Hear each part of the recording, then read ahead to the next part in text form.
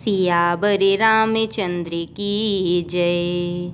सिद्ध तपोधन जोगी जन सुर किन्नर मुनि वृंद, बसहि तहाँ सुकृति सकल सेवहि शो सुख कंद। सियावर रामचंद्र की जय। सिद्ध तपस्वी योगीगण देवता किन्नर और मुनियों के समूह उस पर्वत पर रहते हैं। वे सब बड़े पुण्यात्मा हैं और आनंद कंद श्री महादेव जी की सेवा करते हैं। हरिहर विमुख धर्म रति नाही, ते नर तह सपने हो नहीं जाही। तेहि गिरि पर बट बिटप विशाला, नित नूतन सुंदर सब काला।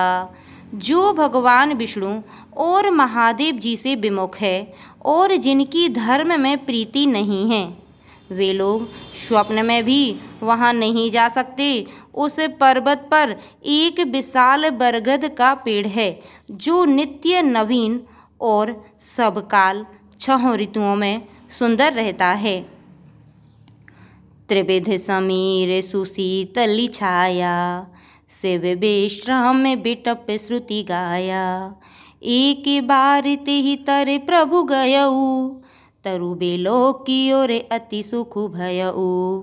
वहाँ तीनों प्रकार की शीतल मंद और सुगंध वायु बहती रहती है और उसकी छाया बड़ी ठंडी रहती है। वह शिव जी के विश्राम करने का वृक्ष है जिसे वेदों ने गाया है। एक बार प्रभु श्री शिव जी उस वृक्ष के नीचे गए और उसे देखकर उनके हृदय में बहुत आनंद हुआ। निज कर डासी नागरी पुछाला, बैठे सहज ही शंभु कृपाला। कुंद इंदुदर गौर शरीरा, भुज प्रलंब परिधन मुनि चीरा।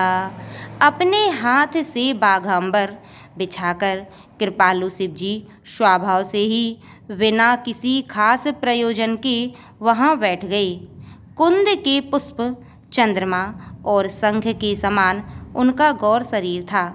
बड़ी लंबी भुजाएं थीं और वे मुनियों के से बलकल वस्त्र धारण किए हुए थे।